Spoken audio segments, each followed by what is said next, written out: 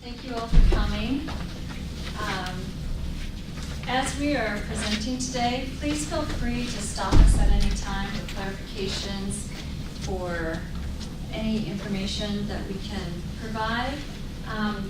Today, what we really want to focus on is a program that I've been part of. I've had the great honor to be part of this program, and I actually helped to create this program from the ground up, and it is Caminos, which means pathways or roadways. And it is a program where we are really assisting students so that they can look at pathways to their higher education opportunities. The way we'd like to start today is we'd like you to close your eyes. I'm just going to ask you to think about a few things as we get started. So as you're thinking, I want you to think about who are some of the people in your life that have been role models to you. When you have some images of people come in sight, just kind of visualize who they were. How old were you?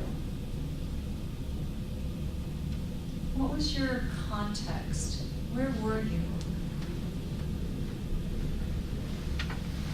How did these role models assist you to get to college? These can be friends, they can be parents, they can be relatives, they can be professionals. But just think of a time, and at what point did you know you were going to college? Okay,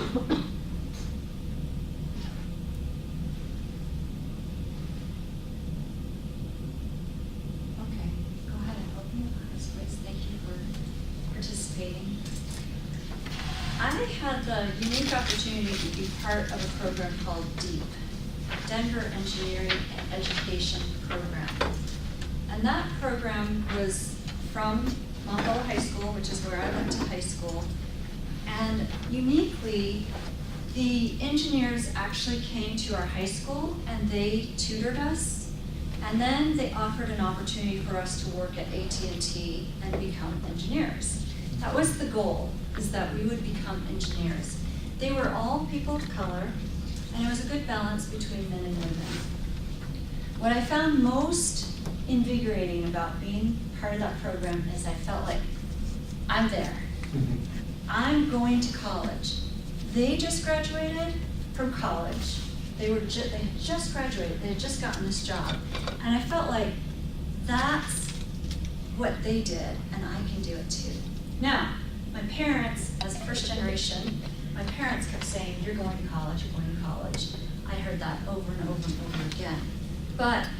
And I had other people in my life that would kind of come and go, but not really family members and not really too many close friends. So these mentors were it for me.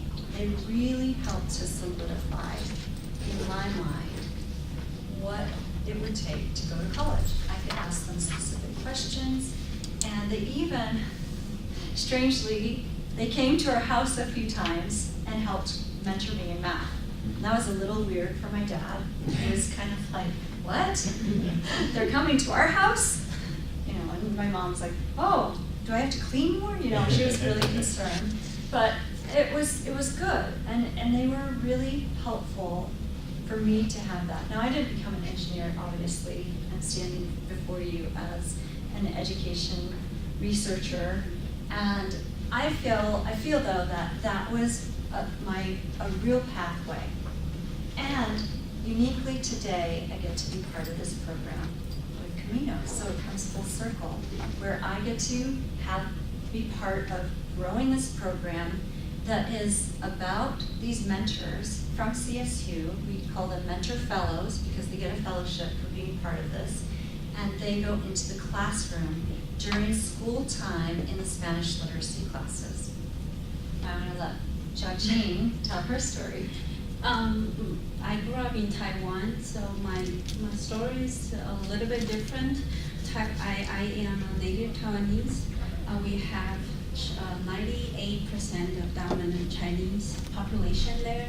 So I was always, in high school, I was always the only indigenous person in a class out of 50% people in the class. So I didn't have any model or any person that I feel that, oh, I'm going to college.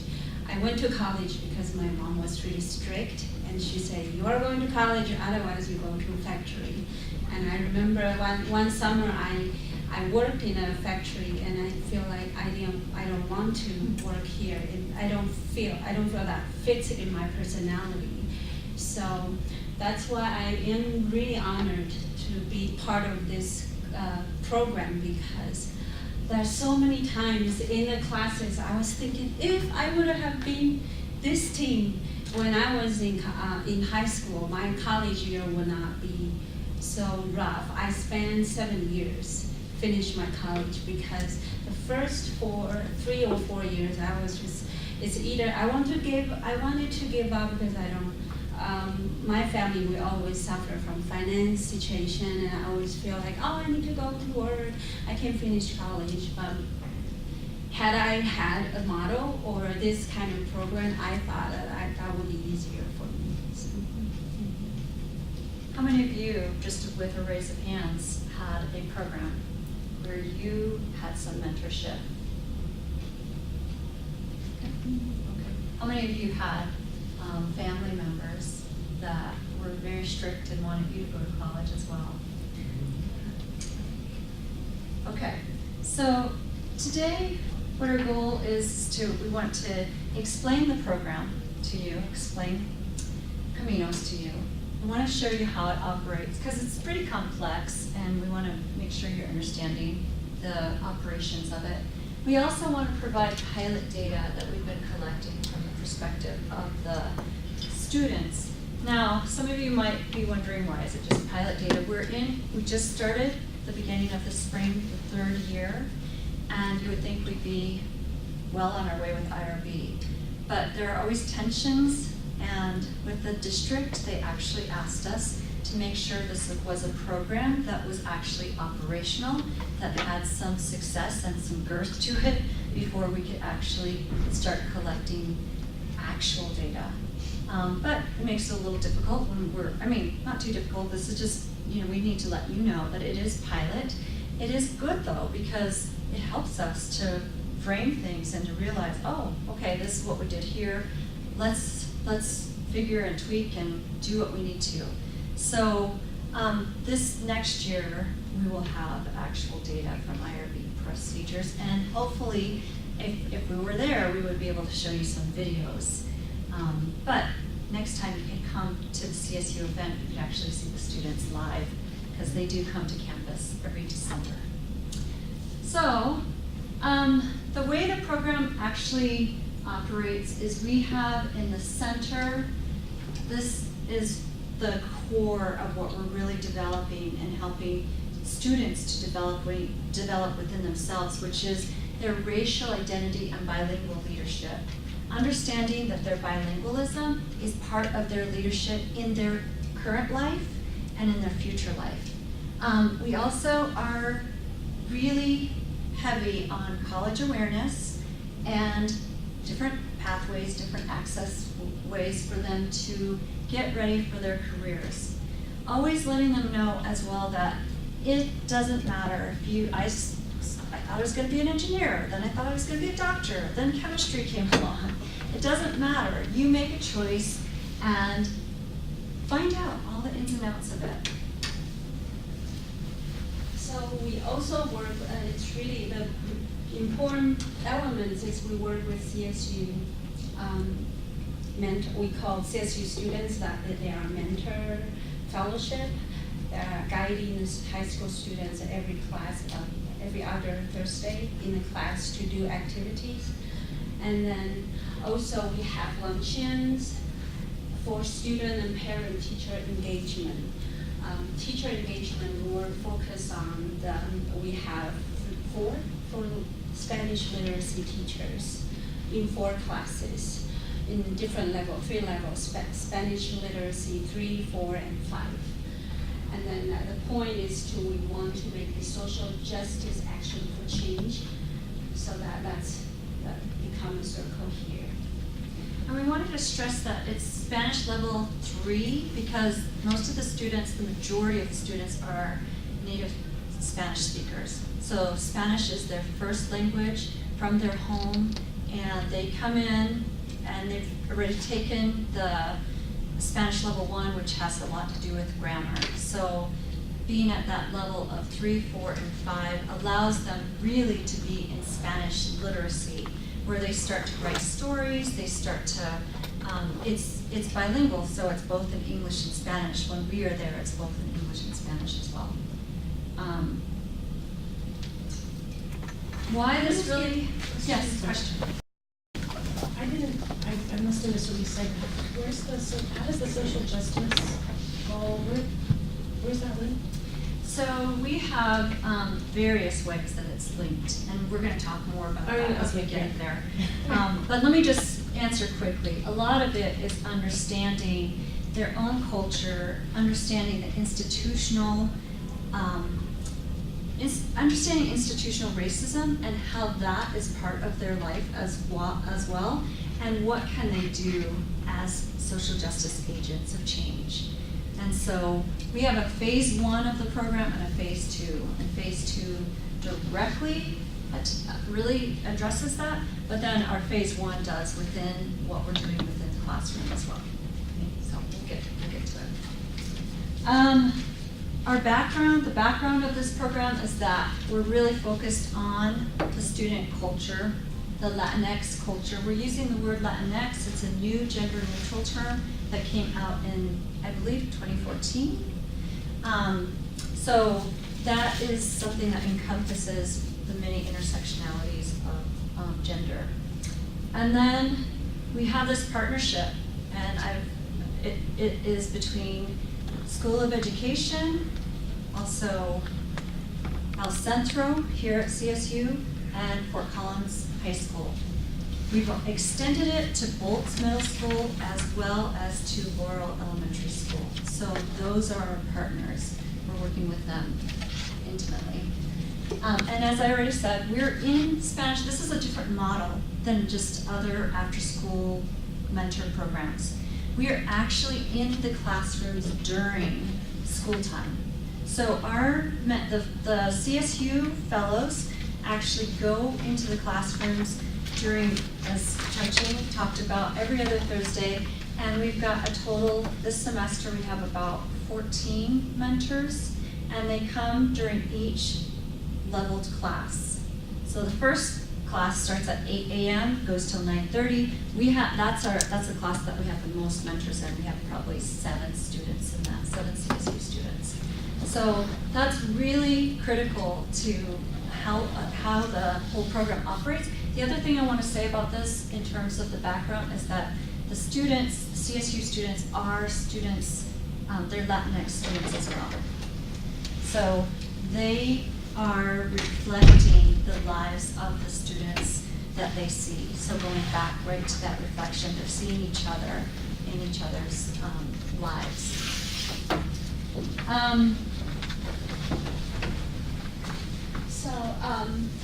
We want to build family environment for both CSU and high school Camino students. And these are the events we are doing. We have CSU tour, presentations, family and community dinner is coming up. It's coming up on the 26th of April. We actually, it's our like a whole day event. We have our luncheon, our business luncheon that day, and then we have the family dinner. So I know I need to send out emails to people because it is for sure happening this time. We have Fort Collins Latin Business Leader Luncheon, and also a phrase to what Dr. Aragon talked about, a service learning, youth participatory action research with both middle schools and Laurel Elementary School. So we, the CSU fellows mentor high school students, and we also guide the CSU students to guide middle school and elementary school students. Well, let me just state that it's the CSU fellows who are working directly with the high school students. The high school students are going in, and the fellows are there. We don't have as many fellows in there, so we end up having just a few CSU students who go to the elementary and middle school, but then we have about four high school students in the middle school and 4 high school students in the elementary school. And we'll have leadership retreat, that will be in summer. Well, and we've had 2 of these retreats already. They're just Saturday retreats. Okay. And then, but this academy that we're wanting to do is gonna be this summer in June. So, and one other thing, so sometimes it's complicated with schools, and Laurel started with us. We had a robust interaction with them in the fall semester, and then this spring semester, some dates and things kind of got in the way. So we dropped Laurel at the moment, and we'll pick back up in the fall semester. That's the plan. We have funding for this program. The program is funded through 3 consecutive years of the Poudre School District Innovation Grant. Unfortunately, we're timed out, so we can't apply for that again. But we are seeking other resources. We do have a Pharaoh's grant from Bohemian Foundation. We had a $5,000 grant for 2017, and for 2018 we have a $7,500 grant. And then we have CSU School of Education Research Grant, where we have $5,000 from them. It's seed money to really get this phase 2 of the project off the ground, where the high schoolers are mentoring the elementary and the middle school students. Why do you think this program is so important? One point is that in fall 2014, children of color outnumber white children, so we believe that this program can prepare them to academic success. And we're really, with these demographics, they're changing so quickly that we need to have schools that are ready and that are prepared to work with the children who are there. So this is a program that we think is doing that. Our program is really based and steeped within culturally relevant pedagogy. So Gloria Ladson-Billings talks about how students are able to succeed when pedagogical practices provide a way for students to maintain their cultural integrity while succeeding academically. And that cultural integrity is really vital. And what the students are saying in their anecdotal and pilot research is that they are really able to understand why seeing their own culture and understanding their culture, because some of the students will even say, I thought I understood my culture, but now that they've been in this program, they get into peeling the onion further, and it's been really useful to the students.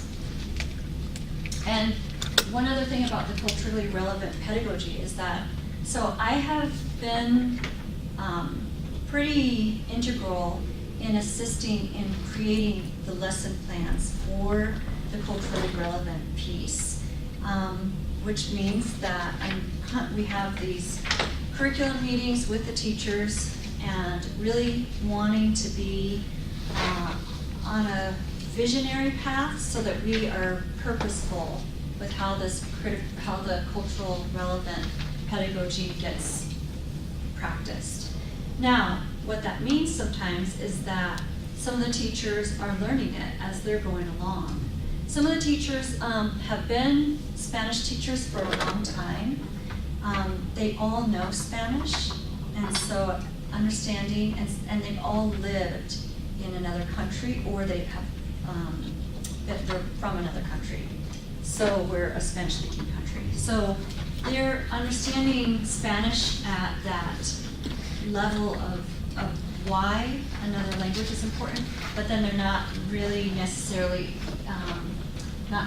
knowing what culturally relevant pedagogy is until this program was developed?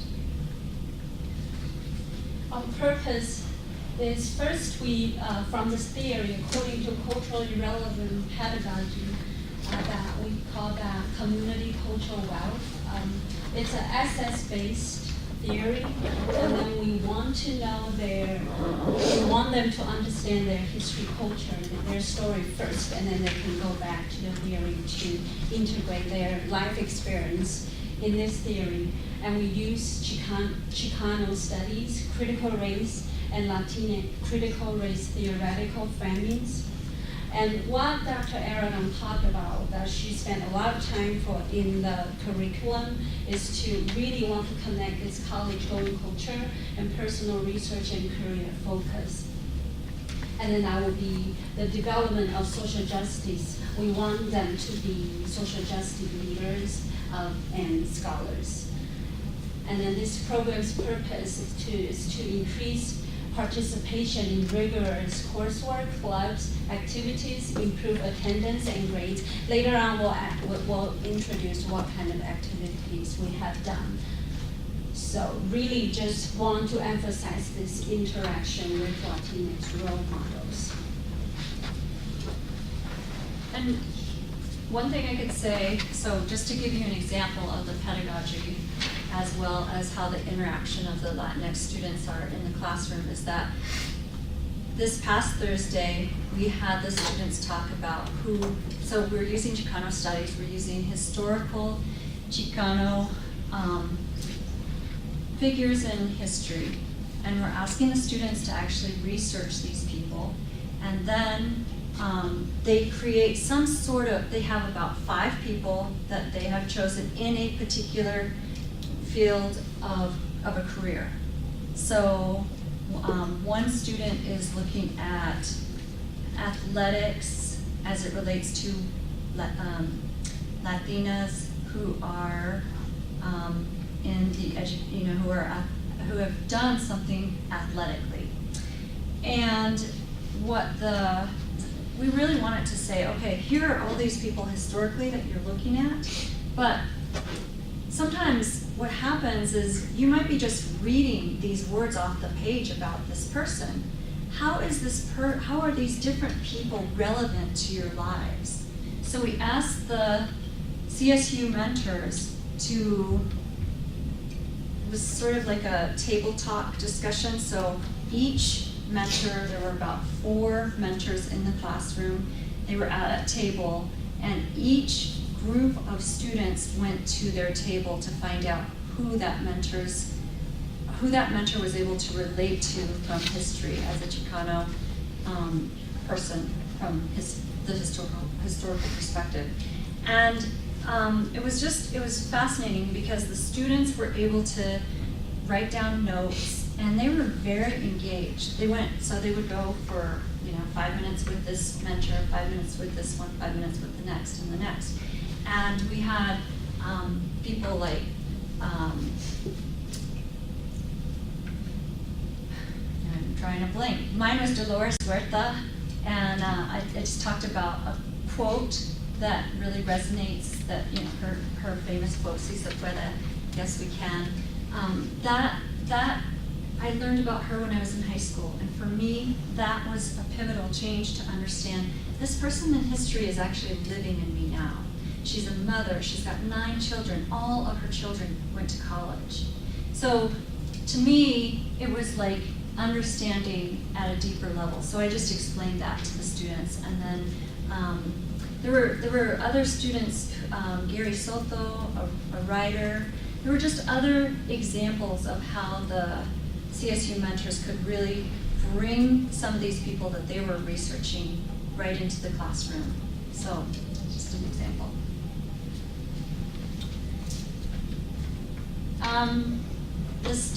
How do the students reflect ethnic and racial diversity with the CSU mentors and the fellows? I think this is really, really clear. First of all, we, in the combined years of 2016 and 17 school years, we have been interacting with 134 students. That's quite a bit of students. What we see as a connection between the CSU mentors and the high school students is that they encompass different, very national backgrounds. They're also biliterate, similar to the fellows, the CSU fellows. They have varied socioeconomic backgrounds, and they have varied immigrant statuses. But most of them have immigrant parents, at least one undocumented parent. So I think that's important to point out. Why we use this theory, community cultural wealth model, in this program, because we believe that this theory can challenge deficit thinking in a society, and it is a prevalent form of racism that in society that you name it if you have some examples. And then deficit thinking prevails in education when students are viewed as the deficient and disadvantaged without normal ways of knowing. So also if in your brains that you have some examples, that's something that we believe that why this community cultural wealth really focus on the positive elements of student success. So let's look at this theory, or this framework. Community cultural wealth really focuses on the assets and the resources in the histories and the lives of the communities of color. So looking at that community wealth that comes from everyday living. So one of the elements of community cultural wealth is language.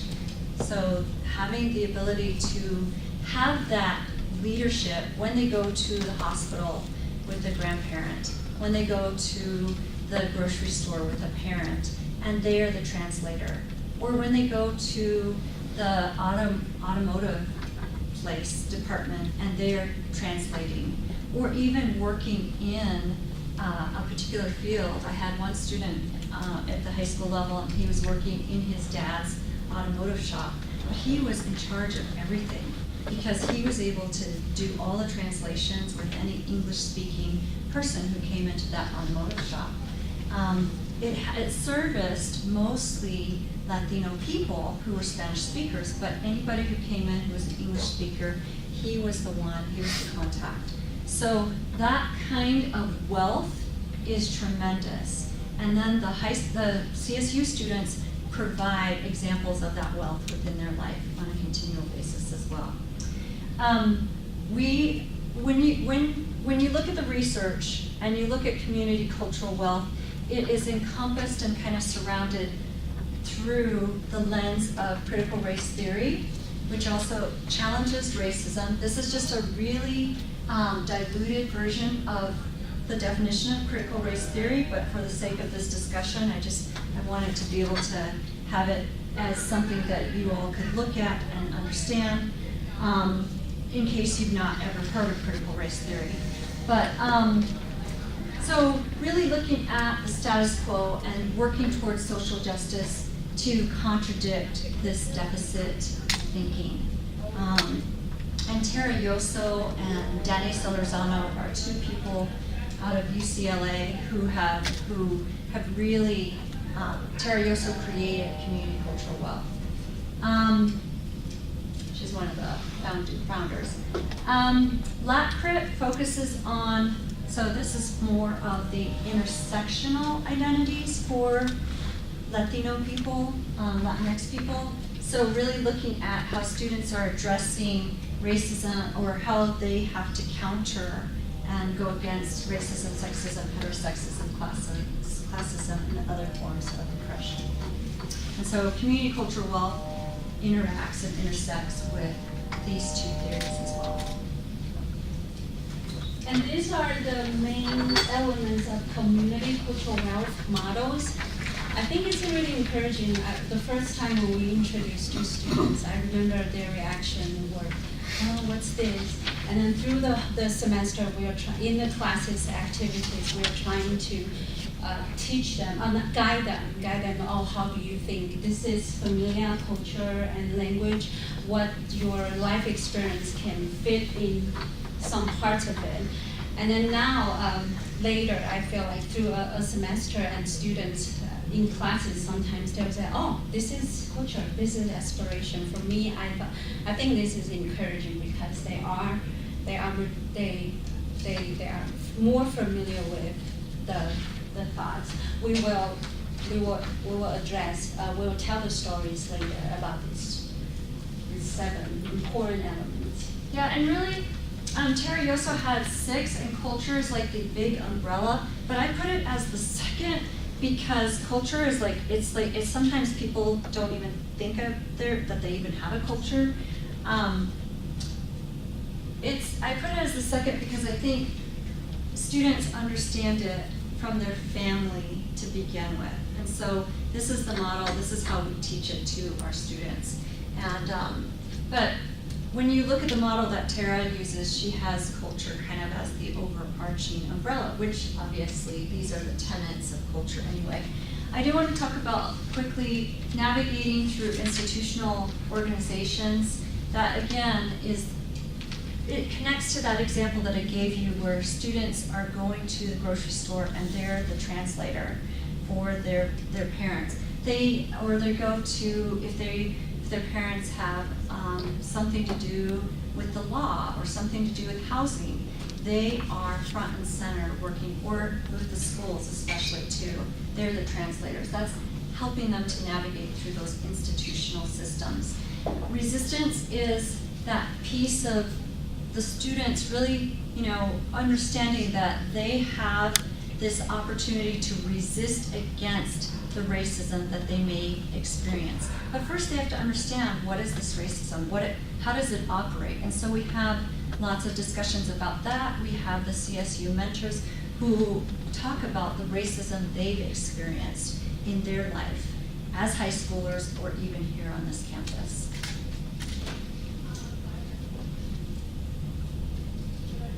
So we define counter story in this sentence.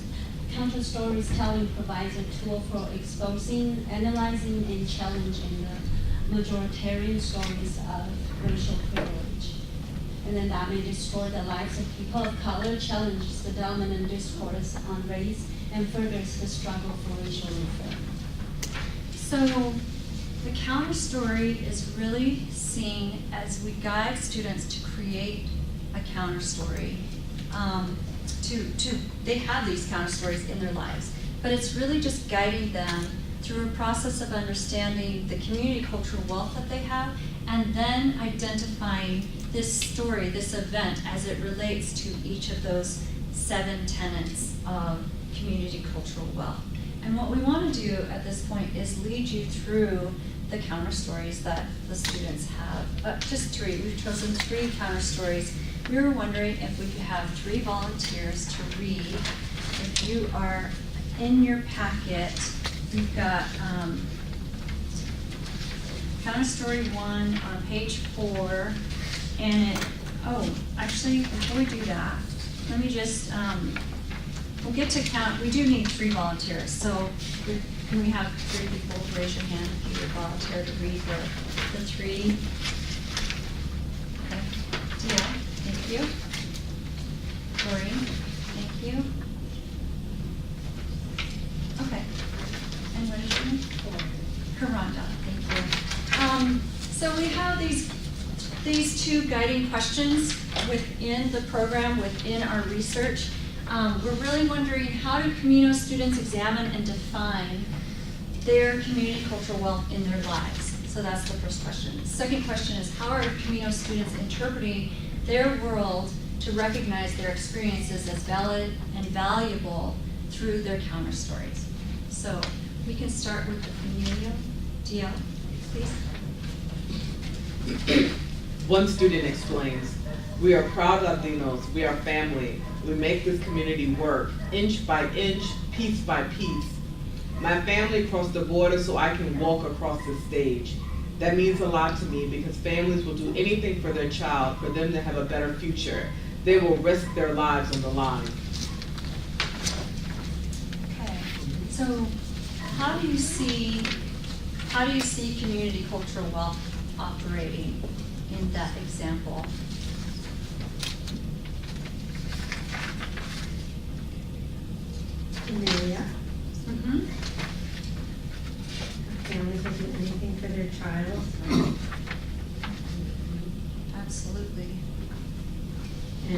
saying, you know, even looking at familia, not just maybe as immediate family, but the whole community as family.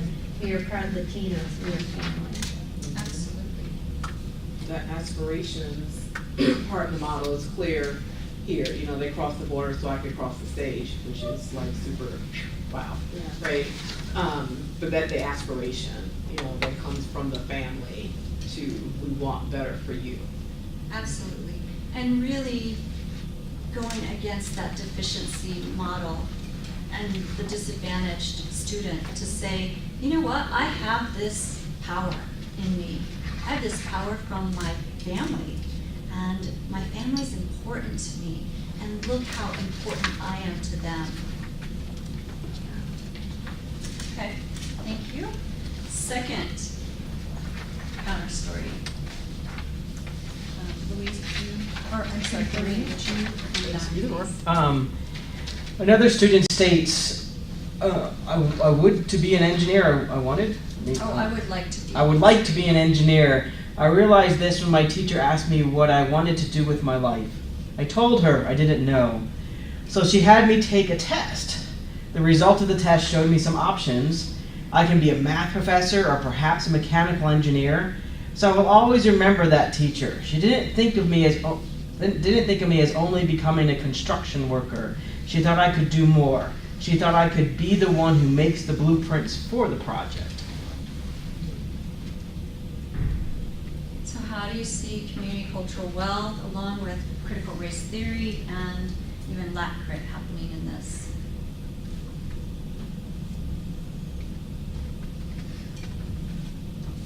There's aspirations, certainly. Yeah, this is very clear with the aspirations. So students had an option, right, the concept of options, right? So instead of just being this construction worker or whatever, there's multiple options, even as a result of taking this test, I'm more informed on what I could do. Yeah, and critical race theory really countering that sense of the stereotype, because all, you know, what the student, I would assume that the student has only heard your only option pretty much in this life is to become a construction worker. And yet he realizes his power through having this teacher. And, you know, this is something that I think is so critical in understanding this culturally relevant teaching, is that one teacher can make a difference. One teacher can really assist in a child's life forever. I know I personally had a teacher who did that for me, who advocated for me. So this is a teacher who is allowing this student to have that wealth of feeling, yes, I can go and be an engineer. It's pretty powerful. Okay, last one. Several years ago, someone told me that the color of my skin was very dark, and because I had Mexican parents, perhaps I was poor. For a period of time, the things they said made me feel sad. I feel like this world wasn't for me because the person had convinced me that because I was Mexican, I didn't belong here. When I spoke with my parents, they made me understand that being Mexican isn't something bad, but something good. Since that day, I saw that I was not poor. Maybe I don't have the most expensive things in the world, but I have what I need. I have a home where I live, I have clothes, food, and a loving family. I am not poor or rich, but I have what I need, and I don't complain. Okay, so how do you see resistance here as part of the community cultural wealth, as well as the critical race theory and LACRIT? I think his parents in many ways gave him the resistance, and that's not what we are. That's not what Mexican means.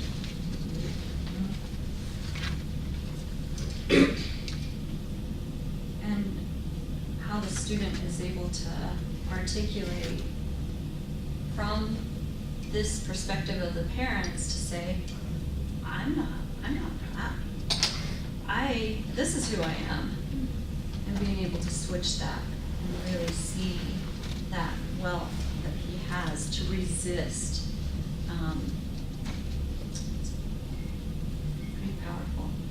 even just a piece of pushing back on that concept of poor is, right? So, Mhm. you know, that's a definition, but I'm wealthy in the sense that I have these things. That's not poor in my mind.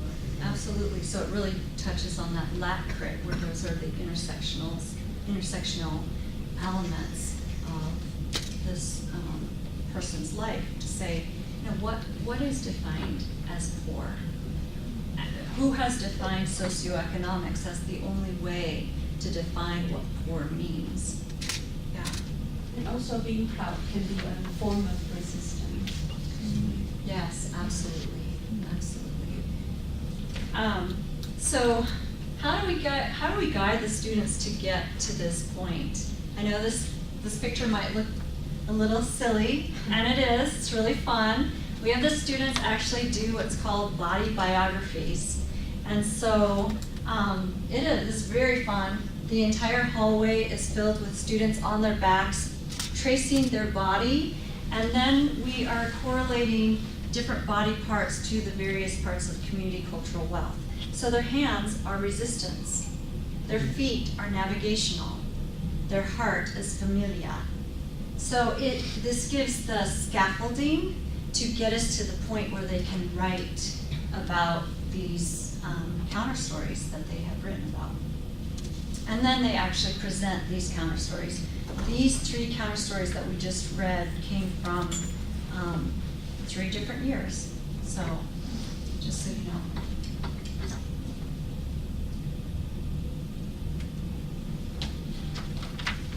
It's fun too, I would say. So this is one of the mentors. They write drafts, and the CSU mentors provide guidance and examples and feedback. That's really key for them to have that trust, to be able to see themselves in these mentors, to be able to say, you know, and then mentors actually saying, you know, your story is very similar to mine, and they have that opportunity to develop that relationship with someone who is other than a teacher. We have a pre and post survey, and then we did some analysis. Also for this anecdotal results, we asked them 4 questions. It's open-ended questions, and then we have some results. And we have done this every year since we have been in operation, so. So the first question, different color means pre and post survey. So you will see that in the first question today, I know what classes I need to take to prepare myself for the career I'm interested in. So we have, maybe it seems like a lot of not sure here, but if you combine agree and strongly agree, so this is strongly disagree, not sure, agree, strongly agree. So you combine these 2, it's actually more than not sure, so, okay. How might you explain, I mean, there's a very minor change there, Yeah. but how would you explain kind of the post-test and less students said they agreed or with the statement that they know what classes to take? For this one, the strongly agree? Well, no, they agree, Oh, so it yeah. goes for, Oh. blue is fall, Uh-huh. 16, and red is winter, So that's the 17. pre-test. And then the strongly disagree increased, and so did the disagree, that Oh, increased. yeah. I mean, very You'd slightly. expect to see. Yeah. Yeah, I mean, I have Between pre my and own post, right? thoughts on that, but maybe you all being in that space have ideas. Do you want to share your thoughts? Oh, that once they started understanding the process and the pathways, that they realized they really didn't know enough. That they have a stronger desire to know more, recognizing Yeah. Absolutely. The awareness does creates some confusion, and then it allows them to kind of be in 2 different spaces at 2 different times that these questions are being asked. And hopefully it's creating like a hunger, a desire to learn more and recognizing, oh, I know less than I thought I did, and now I need to go out there and learn more. So, and what I would say too is that we just had one of our students, she's not in the program right now, but she was in the program, she's gonna start back up next year. So there's one other thing I should say. Students kind of have this pathway where they can kind of weave in and out of Caminos because of other classes that they have to take. And so she just went to Australia And just this, and she was there for spring break, and not, anytime we get to travel, it's life-changing. But the fact that she knows that that is an entryway, another way that she's gonna get into college is really huge. And now, all of her close friends are almost competitive, saying, where are we gonna go next? Let's go to Chile, let's go to Costa Rica. So now that's on their horizons. So this does create some, what was I doing before? What was the counselor telling me? Now what do I need to do? So it's a good recognition. Thank you. Yeah. This next question is interaction with CSU faculty and staff. We're using faculty and staff with the mentors and all of us because Guadalupe Salazar is also in the classroom, and we're in two different classrooms. And she, of course, is the director of El Centro. And so, how is this helping me better understand career paths and how to pursue my career goals? So again, we're having a strong area of the fact that they are seeing this is valuable, with agree and strongly agree. I think, initially in the fall, got in there and they were truly agreeing. It could be that they may have seen that the program at the beginning is something that they really liked at the beginning, and we get very career heavy in the second semester, in the spring semester. I don't know. I'm not sure. We need to explore that a little as to why it's more agree in the fall, and versus And an increase in disagree. yeah. We're not doing our jobs as faculty, it's not clear. Yeah, exactly. It's also an increase in strongly agree, so some of them. So it's might kind of move over balancing. to, wow, I really agree now. Yeah, it's kind of balancing, but maybe not, it's not that balanced yet. I don't know, we have to explore it a little bit more. Well, I wonder- sometimes when you aggregate the data, you get these misinterpretations rather than following individual students change over time. So I really wouldn't read much into that. You gotta look at the change over time by individual student or individual faculty to get the real reading. Because you've aggregated the data and they can be different individuals, so at either end. And that isn't a good measure, so I wouldn't put too much in there. Yeah, and that's why having the anecdotal as well as, we're gonna Absolutely. we will also have the,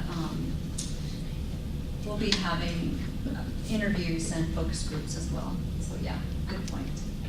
So the third question, interaction with CSU faculty and staff, also mentors, is helping me better understand my culture and the assets I possess. So it's really clear. The agree and strongly agree are increasing. And the same for this last question. Today, I understand how being bilingual and bicultural will positively affect my future. You can see that the students are really showing a strong reason why, or at least they can say on here, I know now why my biliteracy and bilingualism is really important. Yeah. Can you clarify to me what's considered fall? What's the fall, what's the winter? Like, what does that mean for you? So the beginning of the fall semester, right when they walk into the fall semester, and then the winter is the spring semester, but it's more along the lines of February, March. Yeah. And then we wanted to just provide you, we have 3 minutes, so we want to provide you with just a little bit of the anecdotal. I know we've provided you with this handout as well, but just a few of the things that the students are saying about having the CSU students in the classroom and what that means to them. The fact that it's helping them imagine themselves in college, I think that's huge. That they could learn from their experiences, hearing their stories on how they pursued their career and getting inspired by that. The CSU students helped me a lot because they would tell me their struggles, and it showed me it wasn't easy, but not impossible. They actually interacted with us, and it looked like they actually wanted to be there, and not just for extra credit. So they're not just doing this as some sort of college DOE thing that they get extra credit for. They're getting to know them and their stories and the way they inspired us, so again, repeating that. And that we could see real examples of people who went to college and are making their dreams come true. So, I know we haven't left a lot of room for questions. I'm gonna stop right there. Are there any burning questions that you might have? Were the faculty other than the Spanish teachers involved in this project at all? Not so much. We have, as part of our leadership team, we have Jennifer Roth, who is the assistant principal of Fort Collins High School, plus the teachers, Lupe Salazar and myself. And then Xiaoqing comes as a graduate student in there, and then we have Cecilia Huaques, who's our coordinator, who helps to send messages out and make sure everybody gets their grant monies and fellowships. Yeah. Can you talk more about, I think they already did this, about the students working with the teachers in the school? Oh, yeah. And I saw that as a huge contribution in terms of YCAR and social justice and change. Yeah. So I didn't really in this presentation talk about phase 2 and the work we're doing with the teachers and the students at Bolts Middle School especially. But that has been really beneficial for not just the high school students to go in there, but also our family liaison is also a teacher teaching this same curriculum in one of the Spanish literacy classes. And so she gets a chance to really show how the curriculum is laid out. And one of the things as part of YCAR, Youth Participatory Action Research, the middle schoolers, it's our plan, let's see how it goes. It's our plan for the middle schoolers and the high school students. High school students will tell their stories, similar to these counter stories, and the middle schoolers are creating these walls of their community cultural wealth that they want to show to the school board. Now, in answering both of your questions about other teachers being involved, what has happened is, and this is the social justice, some of the students, not all, but some of the students have actually taken it upon themselves to be in leadership roles in their school, which had not been the case. There was one student who was he sang, he had the courage to sing at an assembly. And then that teacher, the choral teacher, said, "You have a beautiful voice, you have to come and take choir." And so he got into choir and now is kind of like a rock star in choir. And that's been sort of a new lead role for him because he was so shy before. Then there are other students who are part of some clubs and activities. This is that social justice where they are taking a bigger investment in their school, where they're in clubs and activities, and they led a little workshop for teachers in the school to teach them about community cultural wealth. So it's having some ripple effects, and it's pretty exciting. As you can tell, I love being part of this. Like I said, for me, I feel like I've come full circle. Whenever I get a chance to talk about it, I feel like I am really on purpose with what I get to be doing with this research and this program. So, thank you all.